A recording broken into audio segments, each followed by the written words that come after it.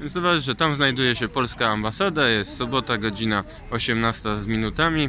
Tutaj będzie pikieta. Nagrywam teraz, mimo że się jeszcze nie zaczęło. Nagrywam, gdyż zaraz się tutaj zrobi ciemno, więc jak już pikieta się zacznie, to może być po prostu nic nie widać. Więc ludzie cały czas się zbierają. Jak widzicie, tam jest wieża Eiffla, tam jest właśnie ten zamek inwalidów. No a tutaj ogólnie Paryż jest wystraszony tutaj medialną propagandą, koronawirusem. Już jechałem tutaj metrem, no to były te właśnie ludzie w maskach, sceny paniki. Des militants au sein de cette Union européenne prétendument libérale. On poursuit aujourd'hui des communistes pour le simple fait d'être communistes et par volonté de nier le bilan du socialisme réel dans la droite lignée de la dernière déclaration du Parlement européen.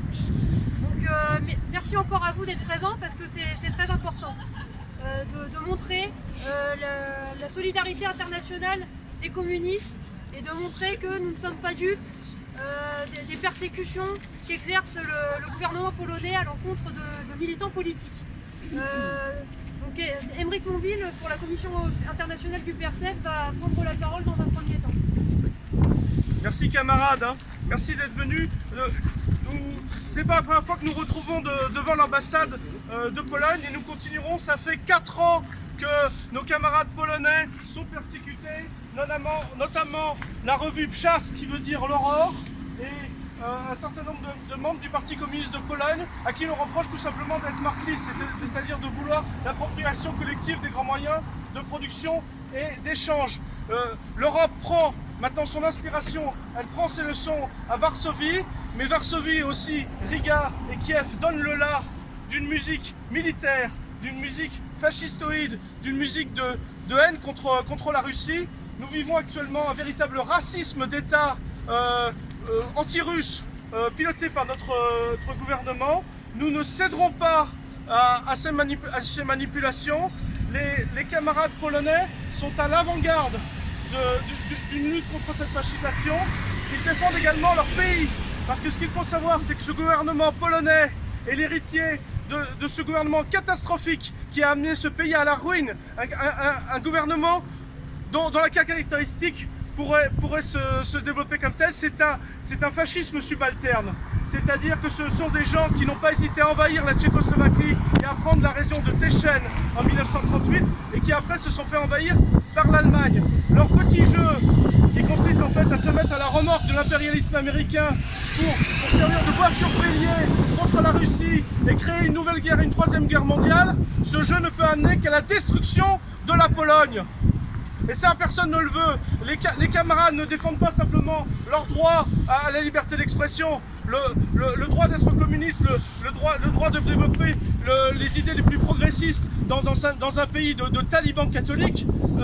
Ces camarades défendent tout simplement le droit d'être polonais et défendre l'intégrité de leur pays. Et nous sommes tous des internationalistes. Ce que nous voulons, c'est l'union de toutes les nations. La seule solution de la Pologne, ce n'est pas de créer un fascisme subalterne à la remorque d'autres fascismes pour se faire bouffer par plus gros que ce soit. C'est l'internationalisme, c'est-à-dire les nations bien comprises, la défense de la souveraineté de chaque nation. Et moi, ces camarades polonais m'ont fait penser à Gramsci. Parce que Gramsci, persécuté par ces jolis fascistes, il ne pensait même plus à lui. Il était tout entier à l'Italie. Et il a trouvé la force, face à ces juges, de leur dire « Vous amènerez l'Italie à la ruine, mais ce seront nous, communistes, qui le relèverons. » Et partout dans le monde, tant qu'il y aura des communistes, il y aura un espoir pour relever ces pays. Il y aura de la dignité, il y aura de la vérité. Et c'est pour ça que vive la solidarité internationale, vive la Pologne et vive la France. Merci. Non, non, non à l'eurofascisation. Non à l'eurofascisation. Non à l'eurofascisation. Non à l'eurofascisation. On appelle maintenant le camarade Miral qui est polonais et qui connaît les persécutions. La meilleure la meilleure symbole de fascisation, c'est les répressions anticommunistes. Comme on voit l'histoire du Troisième Reich, on voit que d'abord ils critiquent, ils font les répressions contre les communistes. Ça, c'est toujours commence par ça. Je voudrais dire que moi je suis solidaire avec les membres du Parti communiste polonais. Et dans beaucoup de pays, il y a, j'espère, on va voir les manifs pareils en Grèce, en Russie, et j'espère que dans beaucoup d'autres. Mais je ne sais pas comment ça se passe en Pologne. Parce que la politique des partis KPP, maintenant, c'est la politique qui, moi, je ne comprends pas beaucoup. Et moi, je suis beaucoup de respect pour le travail idéologique et historique que vous faites ici, que fait l'édition Delga, que beaucoup de rencontres, les discours qu'on peut trouver sur l'internet. Et le but, c'est la lutte contre l'idéologie anticommuniste, lutte contre toute cette falsification de l'histoire, lutte contre toute cette mensonge sur l'Union soviétique. Comme je vois les politiques de KPP dans les derniers mois qui participaient dans les campagnes électorales de l'organisation Lewica, c'est la gauche qui était conduite par le monsieur Robert Biedroń. Robert Biedroń, il s'appelle Macron polonais. Je ne sais pas, est-ce que c'est pour vous possible de faire les démonstrations ensemble avec le président Macron? Pour moi, c'est très difficile d'être ensemble avec Robert Biedroń. Il y a 2 semaines, il fait les discours dans le Parlement européen, parce qu'il est député en Europarlement. Il a dit ouvertement, les communistes, ils ont détruit la Pologne. Lui, il dit des trucs comme ça, et les KPP, il fait les organisations politiques avec lui. Et maintenant, moi, je voudrais dire pour les KPP, si c'est possible, qu'il y a les 2 choix pour les communistes polonais. Soit les KPP peut être le noyau dur de nouveaux mouvements, nouveau parti qui va rassembler tous les révolutionnaires, tous les marxistes, tous les gauches révolutionnaires, soit ils vont faire les alliances électorales avec les messieurs Biedroń, avec toute cette gauche néolibérale, mais ils sont entre les deux. Et maintenant, comme il y a encore une fois les répressions contre les KPP, ni Biedroń ne va pas faire les solidarités avec KPP, ni les mouvements révolutionnaires qui ne comprennent pas qu'est-ce qui se passe. C'est ça, il faut que, et aussi les messieurs dirigeants de KPP, monsieur Schwey, qui a ouvertement dans les discours, dans les médias, il répète toute cette mensonge sur l'Union soviétique, toute cette mensonge sur les camarades Staline. Pour moi, c'est abominable. J'espère que vous, une fois que vous avez vu qu'est-ce que M. Schwey a dit dans les médias, vous avez dit, lui, monsieur, il faut que vous arrêtez parce que vous faites la même chose que toute cette média bourgeois avec qui nous, on fait la lutte. Le gouvernement polonais, il fait la lutte idéologique contre le communisme et M. Schwey, il répète toute cette mensonge. C'est parce que je pense que la Pologne va être le seul pays dans le monde où il n'y aura pas les démonstrations contre les répressions des KPP. Et voilà, je suis solidaire avec tous les membres des partis communistes. Je suis solidaire avec les autres communistes qui sont en répression aussi en Pologne, mais si on veut changer quelque chose en Pologne, il faut que le KPP, c'est vraiment parti communiste, vraiment parti révolutionnaire qui va être idéologiquement, elle va être fort. Parce que maintenant, on voit un peu politique, ils veulent cacher les visages révolutionnaires pour collaborer avec Macron polonais. Ça sert à rien. Bon. Łapaj precz od polskich komunistów! Allez, passe, communiste polonais! C'est très intéressant ce que vient de dire le camarade polonais avec la nécessité d'un front populaire pour lutter contre le fascisme qui est qui est ce aussi pourquoi on se bat, nous, pour l'émergence d'un FRAP, qui fait partie de nos mots d'ordre. Donc soutien aux camarades polonais. Il y a Bruno Dreski qui va maintenant prendre la parole et qui est spécialiste de civilisation polonaise à l'INALI.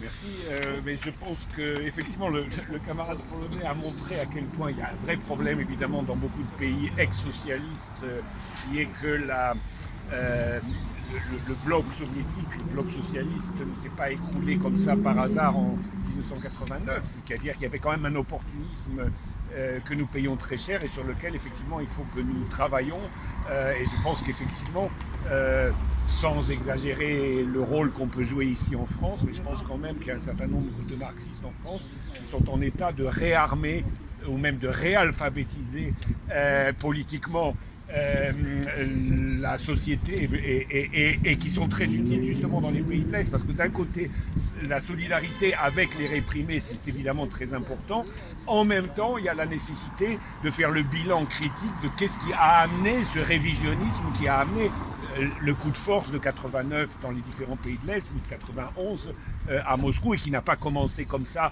du jour au lendemain, qui a été préparé par toutes sortes de révisionnisme. Alors il y a la question évidemment de toutes les différentes étapes de construction du socialisme réel qui sont pleines de contradictions mais sur lesquelles effectivement il faut que nous travaillons. Donc je pense qu'on doit mener deux luttes de front, c'est-à-dire d'un côté solidarité sans exclusive pour toutes les personnes réprimées politiquement communistes ou même non communistes mais patriotes ou internationalistes de ces pays-là et en même temps participer à un travail de réarmement idéologique pour comprendre les causes de cet échec de 89 et comment on peut le transformer en succès parce que finalement ce qui s'est passé en 89 c'est un enseignement par l'exemple négatif mais un enseignement sur lequel les marxistes doivent travailler. Personnellement, je pense que ma thèse a toujours été que dans les pays de l'Est, comme dans les pays de l'Ouest, en particulier dans les pays de l'Est, on avait une lutte de classe et que cette lutte de classe doit être analysée de façon scientifique. Les partis au pouvoir étaient gangrénés par des ennemis de classe qui se sont évidemment emparés des leviers avec l'appui des pays occidentaux, avec l'appui des églises, avec l'appui de toutes sortes de cercles réactionnaires bien sûr, mais la bourgeoisie n'a pas disparu comme un effet magique en 1945 dans un pays comme la Pologne. La bourgeoisie et tout ce qui va avec, les anciens grands propriétaires terriens, tout l'esprit réactionnaire, et ça c'est un travail à faire, en même temps qu'on doit affirmer notre solidarité sans faille avec tous ceux qui sont réprimés. Donc le procès aura lieu le 3, donc dans 3 jours. Et bien sûr, il faut envoyer à tous nos camarades notre solidarité militante et dans l'espoir évidemment que le mouvement du progressiste renaisse en Pologne comme dans tous les pays du monde. Voilà. Merci. Elle se combat. Réaction. Elle se combat. Réaction. Ne se désolez pas.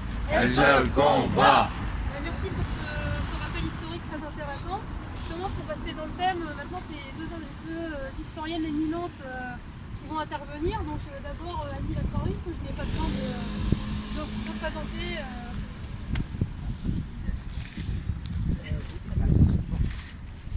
Alors, on a évoqué la période la plus lointaine. Je crois qu'on a beaucoup intérêt à réfléchir sur l'entre-deux-guerres, tant ce gouvernement fantoche ressemble au gouvernement polonais qui ont conduit la Pologne et son peuple à la destruction, à une destruction, je dirais, remarquable, puisque la Pologne est un des pays qui ont le plus souffert de l'occupation allemande. Et je veux rappeler les bases sociales de ce qui s'est produit là.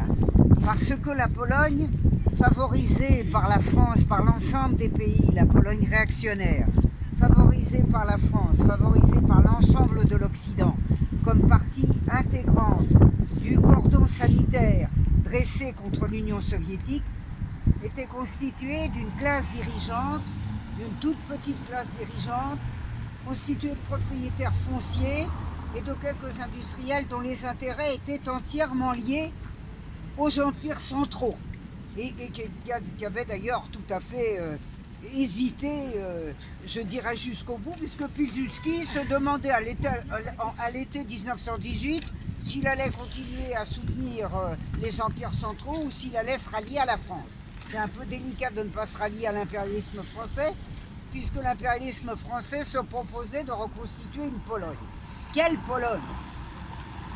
Une Pologne dans laquelle cette classe dirigeante, qui n'avait aucunement rompu ses liens avec les privilégiés des empires centraux, et notamment avec l'Allemagne, régnait sur une paysannerie, dont une partie d'ailleurs n'était pas polonaise, était ruthène, blanc-russienne et ukrainienne, de telle sorte que c'était un régime extrêmement faible, comme est aujourd'hui faible le régime de Fantoche. Et la Pologne réactionnaire a réussi cet extraordinaire record d'être anti-slave, pays slave, anti-slave qui s'est dressé contre tous les Slaves environnants. Pas seulement les Soviets, pas seulement les Russes, mais les Tchèques, ça a été rappelé, enfin la Tchécoslovaquie en général, mais les Roumains, et finalement, ces éléments réactionnaires ont joué, on évoquait tout à l'heure le double jeu, ont tenté de jouer toutes les cartes, c'est-à-dire officiellement la carte des vainqueurs de 1918, officieusement et de plus en plus la carte de l'Allemagne, à l'égard de laquelle il faut bien dire d'ailleurs l'Occident montrait une très grande indulgence. De telle sorte que, à partir des années 30, les chefs de la Pologne, alors on connaît en particulier Pilsudski et son ministre des Affaires étrangères Józef Beck, qui est devenu ensuite son successeur, ces hommes se sont littéralement, il faut le dire, en toute distinction, vautrés devant le Reich. Et en ces temps où tous les jours on nous explique que le pacte de non-agression germano-soviétique du 23 août 1939 serait la cause de la Deuxième Guerre mondiale, puisqu'on a même des historiens, une historienne française qui a osé le déclarer au monde, il faut tout de même se rappeler que ces deux hommes ont passé le fameux traité d'amitié franco-allemand du 26 janvier 1934, traité d'amitié prévu pour 10 ans, qui a fait que Beck était le petit télégraphiste qui passait son temps à informer les hitlériens. Il faut savoir aussi qu'il avait beaucoup d'argent dans les banques allemandes, ce qui le rendait très compréhensif, naturellement, à l'égard des desiderata du Reich, et que ces dirigeants polonais ont orienté la Pologne dans une politique de folie. En particulier, comme ils avaient gardé de très grandes ambitions, ils voulaient l'Ukraine. C'est intéressant tout de même, en cette période où on nous explique que l'Ukraine a été détachée d'une Russie qui l'écrasait. Seulement, l'Allemagne voulait l'Ukraine aussi. Et cette alliance avec l'Allemagne n'allait pas bénéficier à la petite Pologne, mais elle allait bénéficier, pensait-on en tout cas, au Reich hitlérien. C'est ainsi que cette Pologne a, non seulement, comme il a été dit tout à l'heure, contribué à étrangler la Tchécoslovaquie. Elle était d'ailleurs couramment appelée par les Français, qui n'étaient pas prêts du tout à se battre pour la Pologne, et par les Allemands, était qualifiée de hyène ou de vautour, puisque les Allemands ont laissé gentiment les troupes polonaises entrer à Teschen pour faire semblant de conquérir Teschen. Il faut se rappeler que cette armée polonaise, reflet de la crise sociale, c'est-à-dire d'une masse de pauvres gens et de privilégiés qui ne représentaient qu'eux-mêmes, avait une armée lamentable. Et il faut se rappeler d'ailleurs qu'elle n'avait de force que ce que l'impérialisme français lui avait donné, puisque ont été conquis sur la Russie des territoires qui ne devaient qu'à la force de répression française. Alors, combat contre les Slaves, combat contre les intérêts du peuple polonais, antisémitisme délirant, il faut le dire. Il a été reproché aux dirigeants russes d'être extrêmement sévère et de parler des antisémites pourris qui dirigent les Polonais, mais il faut bien dire qu'ils sont à cet égard de remarquables héritiers de Beck. Il faut rappeler aussi d'ailleurs que les uns et les autres ont eu la grande complicité de la France, complicité directe dans la persécution des Juifs polonais qui ont trouvé en France la solidarité exclusive du Parti communiste français et qui ont joué leur rôle dans la résistance contre l'occupation allemande en France. Il faut rappeler que ces mêmes hommes qui avaient fui vers la Roumanie pendant la guerre, où ils avaient vécu évidemment dans des conditions infiniment meilleures que le peuple polonais écrasé par l'Allemagne, a continué à sembler se battre aux côtés de l'Église romaine, dont il faut le rappeler, parce que les dirigeants polonais savaient que l'Église romaine les condamnait à mort. Pourquoi? Parce que l'Église romaine avait décidé que la Pologne appartenait entièrement au Reich. Et elle ne l'a pas décidé dans l'entre-deux-guerres, elle l'a décidé à la fin de la guerre. Donc une alliance de folie avec le Reich, une alliance de folie avec l'Église romaine, qui ne songeait qu'à voler les territoires polonais pour les remettre à l'Allemagne, avec une remarquable conscience de la situation par ces élites polonaises. Et puis en 1945, car il faut le rappeler, puisque ça n'est pas le Reich hitlérien qui l'a emporté, mais ce sont les Alliés. Et en 1945, quelle est devenue la nouvelle idole de ces mêmes milieux? Bon, Beck était mort, Pilsudski était mort, Beck était mort dans son lit en 1944, mais ces mêmes gens se sont dit que les Américains allaient leur rapporter sur un plateau ce qu'ils n'avaient pas pu obtenir. Il faut le dire, parce que cette idée d'une grande Pologne qui pourrait encore manger l'Ukraine, et on sait quel rôle jouent actuellement les dirigeants polonais en Ukraine, eh bien cette Pologne des privilégiés, elle s'est laissée séduire par les États-Unis exactement comme elle s'était laissée séduire par le Reich. De telle sorte que nous y sommes, nous sommes à la veille, ça va commencer ces temps-ci, d'une énorme opération militaire qui vise à amener 20 000 soldats américains et plusieurs dizaines de milliers de soldats, parmi lesquels d'ailleurs des soldats polonais, pour des grandes manœuvres qui sont une agression caractérisée contre la Russie. Et il faut le dire aussi, même si mon collègue et camarade Bruno Drewski a dit qu'il fallait réfléchir sur la situation intérieure de la Pologne, il faut aussi réfléchir, comme dans l'entre-deux-guerres, sur le rôle que les impérialismes dominants ont eu sur le sort de la Pologne. Et il faut savoir que les classes dirigeantes ont été soutenues sans discontinuer depuis 1945 par les impérialistes américains qui ont chauffé la place dans les ambassades et ailleurs à un certain nombre des enfants d'anciens privilégiés qui se sont réinstallés en 1989. En quelque sorte, une telle continuité dans l'indignité est absolument remarquable. Et on comprend bien que cette clique minoritaire qui finalement ne repose sur pas grand-chose, car si je ne m'abuse, les élections en Pologne ne font pas intervenir des masses significativement plus importantes que dans le reste de l'Europe orientale. Il faut donc combattre contre cette clique qui conduit, comme avant 1939, le peuple polonais à la destruction et à la mort.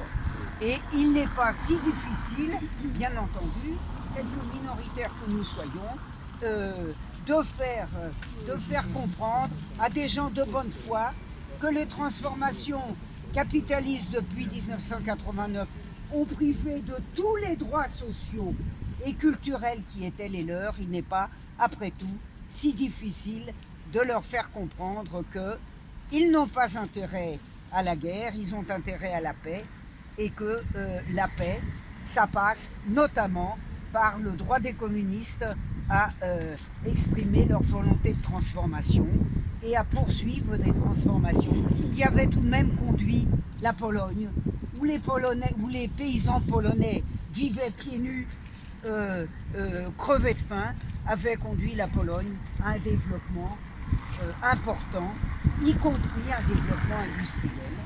Voilà pourquoi la solidarité avec la Pologne, comme la solidarité avec tous les pays d'Europe orientale auxquels on avait promis par famille 2 Mercedes et qui peuvent constater le bilan du capitalisme, voilà pourquoi il est parfaitement normal que la solidarité internationale se manifeste pour la défense des communistes polonais. À la suite d'Ali, c'est maintenant Gilles Landini qui va prendre la parole.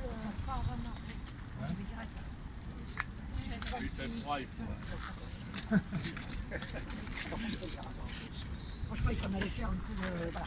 Ah bah l'eurofascisation. Merci, voilà. Ah bah l'eurofascisation. Ah bah Fascisation.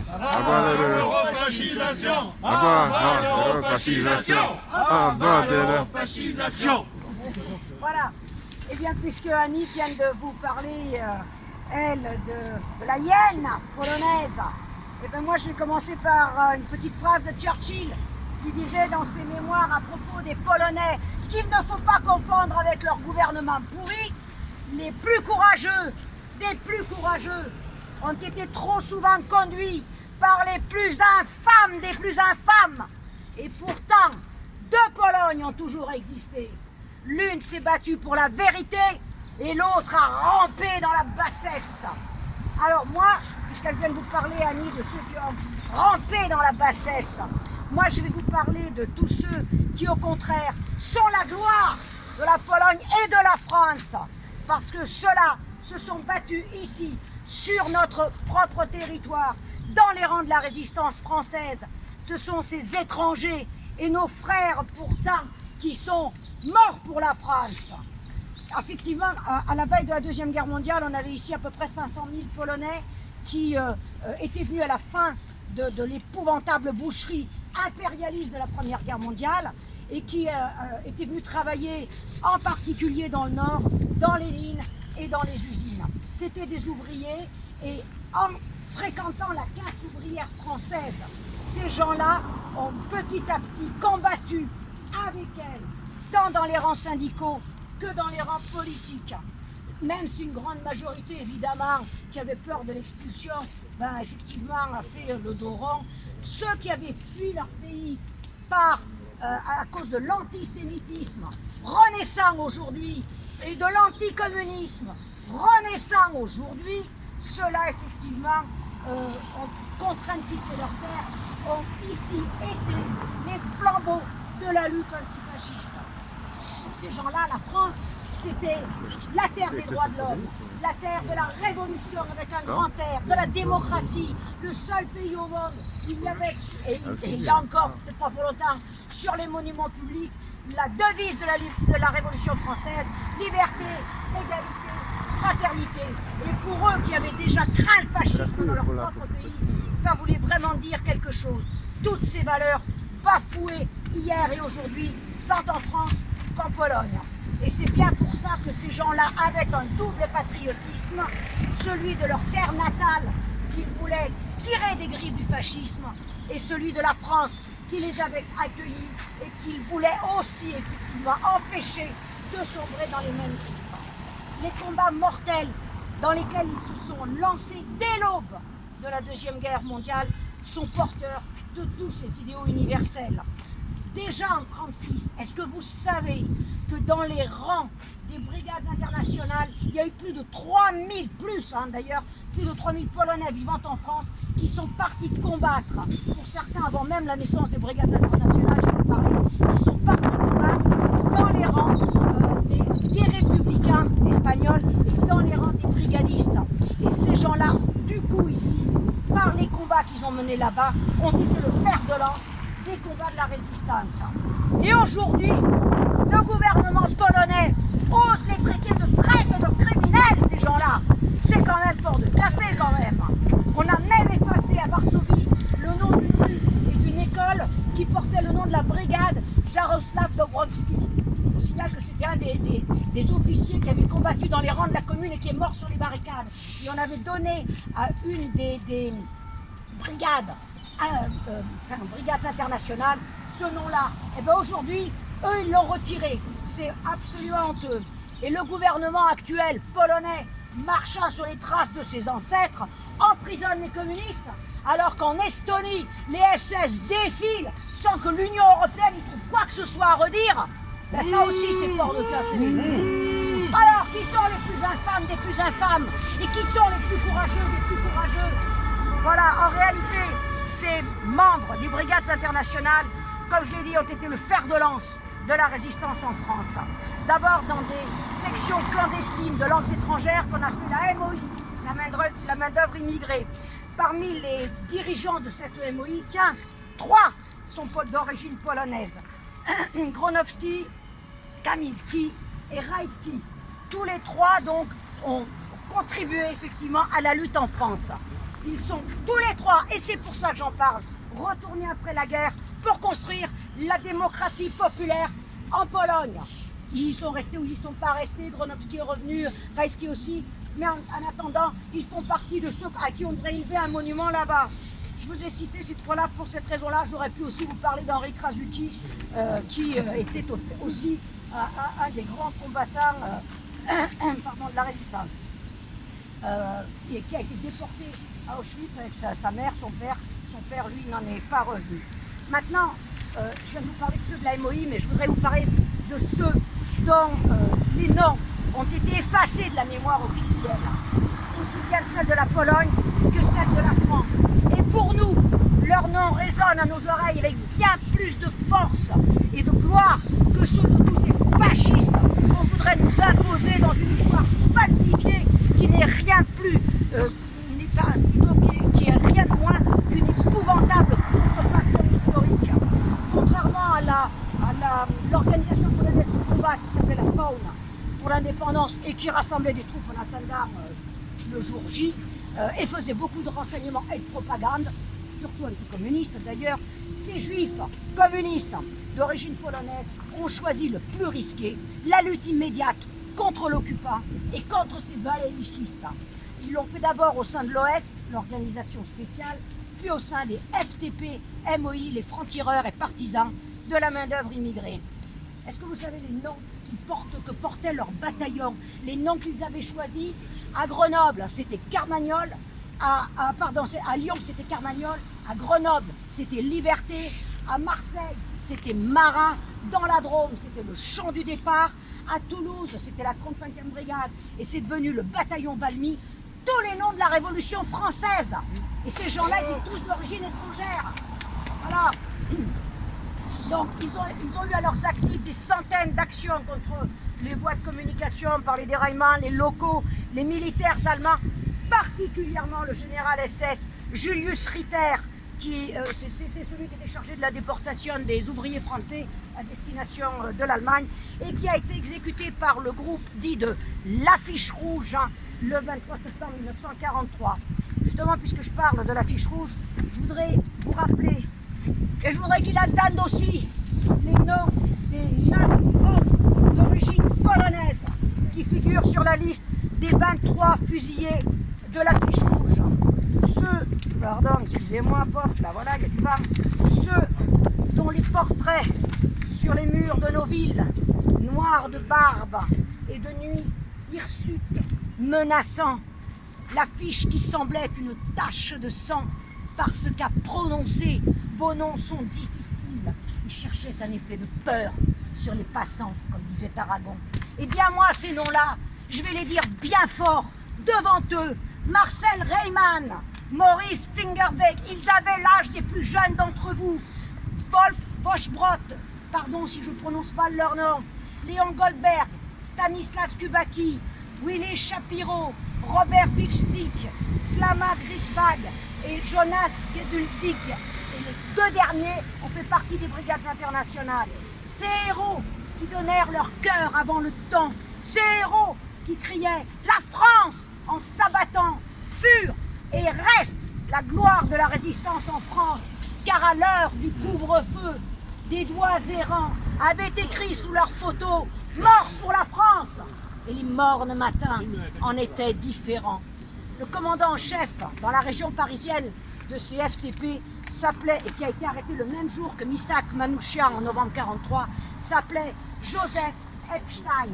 Et lui aussi était d'origine juive polonaise.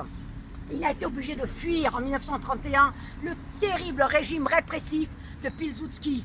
Et il est venu terminer ses études en France. Il avait 25 ans quand il s'est engagé en Espagne, avant même la création des brigades internationales, dès juillet 1936. Il a été très grièvement blessé, et quand en 1939 il est revenu, qu'est-ce qu'il a fait le bon gouvernement Daladier? Bam! Il l'a mis avec les autres dans les camps de la honte, dans celui de Gurs, dans les Basses-Pyrénées.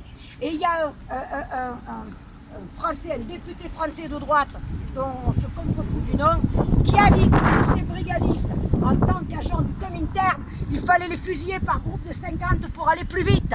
Voilà ce qu'est la droite, française ou polonaise. Et Epstein s'est évadé de ce camp de Gurs à l'été 1939. Il n'est pas parti en Amérique comme la grande politologue aimée de nos médias, Hannah Arendt, qui était passée rapidement par ce camp-là et qui s'est évadée, est partie par Lisbonne, elle est partie en Amérique. Lui s'est engagé dans la Légion étrangère pour continuer à combattre le fascisme et le nazisme. Il a été fait prisonnier, envoyé dans un stalag en Allemagne, il s'est évadé de nouveau et il est revenu. Et pendant toute la période des années 42-43, il a lutté et il est devenu le commandant en chef sous le nom de colonel Gilles des FTP MOI. Pardon. C'est lui qui a mis en place d'ailleurs la tactique de combat qui a permis à CFTP MOI et à CFTP d'ailleurs d'avoir de très très grands succès face aux troupes nazies. Il a été arrêté en même temps que Missak Manouchian. Ils l'ont gardé un mois de plus en prison. Ils l'ont épouvantablement torturé. Ils lui ont mis le casque de torture pour lui faire éclater tous les petits vaisseaux sur la tête, etc. Il n'a pas lâché un mot, pas un nom, même pas le sien. Il est mort enterré sous un faux nom. Voilà. Voilà l'un de ces noms dont les Polonais pourraient être fiers. Bien plus que de tous les Pilsudski, les Beck, les frangins Kaczynski, les Morakiewicz de Pologne et tutti quanti. Voilà. Un petit mot juste sur un petit jeune qui avait à peine 21 ans et qui s'appelait Simon Fried, qui a participé à tout un tas de nombre d'opérations à Lyon pour le bataillon FTP MOI Carmagnole. Il a été arrêté, guillotiné, quand c'était dans la prison Saint-Paul. Il est monté sur le... Pardon, il est monté... Pardon. Voilà, maintenant il est monté sur la machine à couper les têtes et on voulait lui attacher les mains. Il a dit c'est pas la peine, je vais vous montrer comment c'est mourir un jeune communiste. Voilà un nom dont ils peuvent se souvenir. Simon Fried, il avait à peine 22 ans quand on l'a guillotiné. Celui qui avait condamné à mort s'appelait Fort Pengeli. C'était un juge des sections spéciales. Une semaine après qu'il ait été guillotiné, les copains sont allés chez Fort Pengeli, bam, et ils l'ont exécuté. Voilà. J'aimerais terminer cela par une femme, parce qu'il y avait des femmes parmi les combattants en France. L'une d'entre elles, qui était elle aussi d'origine juive polonaise et qui s'appelait Hélène Crow. Elle faisait partie elle aussi de CFTP MOI parisien. Son mari s'était engagé, il avait été fait prisonnier et elle élevait seule son gamin, qu'elle a laissé chez sa concierge. Elle a été arrêtée. Quand la police est arrivée chez elle en la tenant comme ça, enfin la police, la Gestapo est arrivée chez elle pour faire une perquisition, elle s'est élancée, elle a ouvert la fenêtre et elle s'est défenestrée plutôt que de lâcher un seul mot à la Gestapo. Hélène Crow, voilà encore un nom dont ils peuvent se souvenir. Et Hélène Crow, son nom est gravé avec 239 autres noms dans la bourse du travail. Il y a aussi le nom du père de Krasuki, donc Itzhak, et avec une épitaphe de Paul Éluard, lorsqu'on ne tuera plus, ils seront bien vengés et ce sera justice. Mais de quelle justice est-il question aujourd'hui alors que tout recommence? On arrête de nouveau les communistes en Pologne, l'antisémitisme repart de plus belle, la justice est bafouée, ce gouvernement polonais insulte la mémoire de tous ceux qui ont combattu pour la liberté et la fraternité, que ce soit les résistants morts sur le sol de France ou que ce soit les Russes qui se sont sacrifiés pour que les Polonais ne deviennent pas les esclaves du Reich auxquels les plus infâmes des plus infâmes, rampant dans leur bassesse, avaient ciré les bottes noires. Honte à tous les nouveaux Pilsudski qui bafouent ces hommes et ces femmes à qui on devrait élever des monuments, tant en France qu'en Pologne. Honneur à tous ces résistants grâce auxquels la France a longtemps vécu libre, indépendante, démocratique et souveraine. Nous ne laisserons pas ternir leur mémoire et nous nous battrons à notre tour pour que ces hyènes tombent dans les poubelles de l'histoire d'où ils n'auraient jamais dû sortir. Bravo! Merci. On va, avant que l'élection pour la JRCF n'intervienne, on va citer Henri Krasjuki, qui a été mentionné par Gilda, et dire que la réaction ne se négocie pas, elle se combat. La réaction ne se négocie pas, elle se combat. La réaction ne se négocie pas, elle se combat. Bonjour camarades, nous sommes réunis ici aujourd'hui pour dénoncer... D'accord, je vais essayer. Alors, bonjour camarades, nous sommes réunis ici aujourd'hui pour dénoncer la répression qui s'abat sur nos camarades polonais, dont le parti risque une fois de plus l'interdiction après un acquittement l'année dernière. Je vais quand même revenir un peu sur vite fait pour dire qu'ils ont été poursuivis juste parce que avoir écrit un article dans leur journal, c'est pour ça qu'ils sont mis à cette interdiction. Mais je voudrais aussi dire que ce n'est pas le seul cas de répression en Pologne, parce que là, il y a un an aussi, Mateusz Piskorski, qui est un militant souverainiste, il a été libéré sous caution après 3 ans de prison sans acte d'accusation ni jugement, un con pour un pays qui se considère comme démocratie. En vérité, le gouvernement polonais active à fond l'article 256 du code pénal qui sert de base pour attaquer nos camarades polonais, amalgamant nazisme et communisme pour mieux redorer le blason du premier et ternir la union du deuxième. Car il sait que la mémoire de la Pologne populaire reste positive pour beaucoup de gens, malgré les insuffisances du socialisme polonais, comme l'a pointé le camarade Dreski, en ce qu'elle permettait une vie digne impossible en régime capitaliste. Cette répression des communistes trouve un écho au Parlement européen, qui, vous le savez sans doute, en septembre 2019 a fait une résolution sur le totalitarisme et qui ressemble beaucoup au cas polonais et des sorcières de la Pologne. Ce texte dit combattre le nazisme et le communisme sous un même élan, celui de la lutte contre le totalitarisme. Par ce texte, qui n'a pas de force obligatoire, on incite les gouvernements à proscrire les partis et symboles communistes, dont les sympathies sur le budget. Le texte car là où le gouvernement applique ce genre de prescription comme en Pologne, une tolérance plus grande est manifestée à l'égard des mouvements fascistes et de leurs symboles. La situation est donc alarmante pour les communistes et les nazis.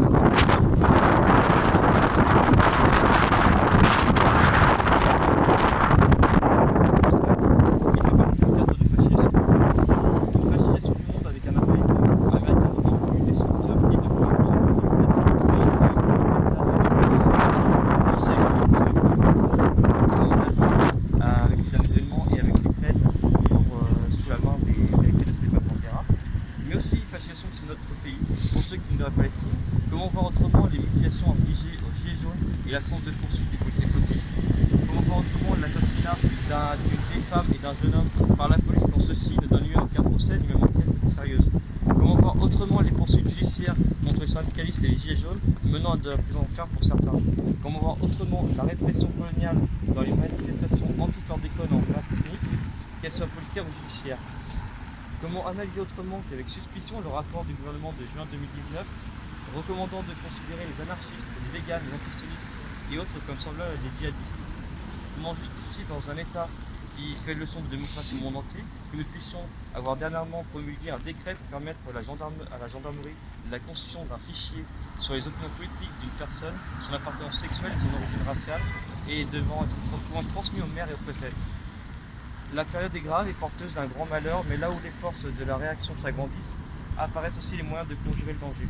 Ce moyen, c'est la reconstruction d'un large parti de combat des prolétaires, un parti communiste combattant résolument contre les ferments de la précédente l'UE, l'euro, l'OTAN et le capitalisme. Un parti accompagné par un large front antifasciste, patriotique, populaire des forces progressistes, comme l'a rappelé la camarade Manon, afin de terrasser la bête immonde. C'est pour cette raison que nous avons tenté déjà les prochaines actions, le 2 mai pour les 6 ans de l'incendie criminel de la maison du syndicat de Lissa et le 8-9 mai pour un hommage à Smith.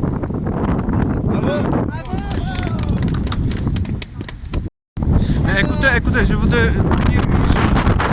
Que sur les Dąbrowszczacy, il y a une chose qui donne l'espoir, que les Dąbrowszczacy, comme ils sont partis en Espagne, ils ont lutté contre le fascisme et ils ont perdu. Mais après, beaucoup d'entre eux, ils sont revenus en Pologne, 42, 43, 44, 45, et ils ont lutté avec le fascisme en Pologne, et ils ont gagné, et après ils ont construit la Pologne socialiste. Et ça, c'est l'espoir pour les communistes polonais.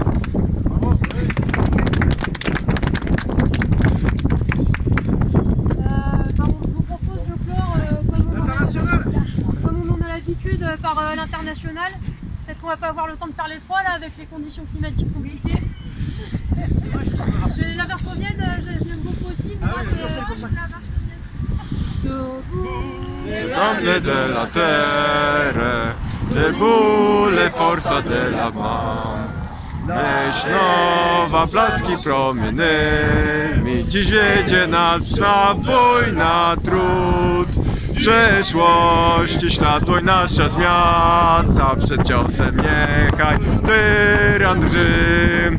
Ruszymy z mocą miły świata, dziś liczym jutro wszystkim my.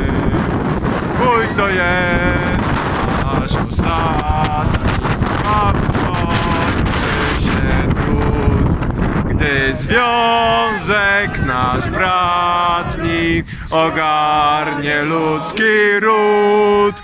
Bój to jest nasz ostatni, krwawy skończy się trud. Gdy związek nasz bratni ogarnie